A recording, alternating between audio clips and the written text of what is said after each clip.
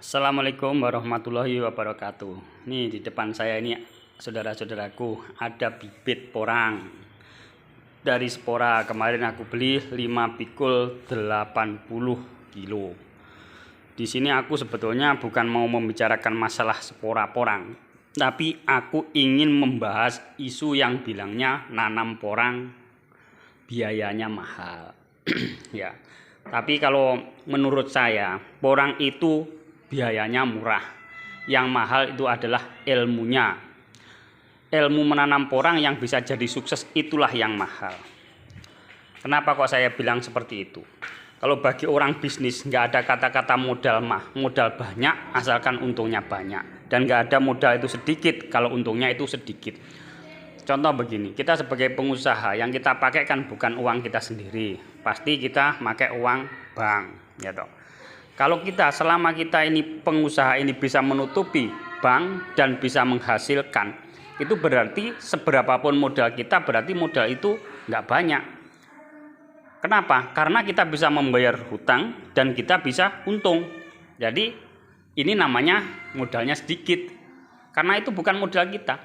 Tapi walaupun modalnya kelihatan sedikit, tapi kalau kita nggak bisa menutupi uang bank, ya toh, akhirnya apa? Dikatakan modal itu banyak karena apa?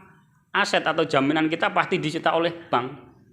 Berarti modalnya banyak walaupun itu kelihatannya modalnya sedikit. Jadi kalau prinsip saya, porang itu yang mahal bukan modal uangnya. Karena uang itu bukan uang kita. Tapi yang mahal adalah modal untuk menjadikan porang ini berhasil kita tanam dengan bagus. Ya.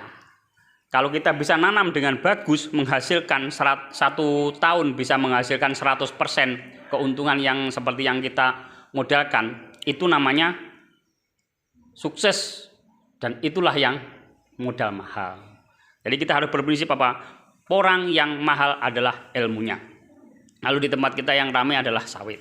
Kalau sawit itu 1 hektar modalnya 35 juta. Kalau kita nanam 10 hektar berarti 350 juta. Tapi sepandai apapun orang nanam sawit, insinyur sawit tidak akan bisa mengembalikan uang 350 juta 10 hektar sawit itu dalam jangka 5 tahun.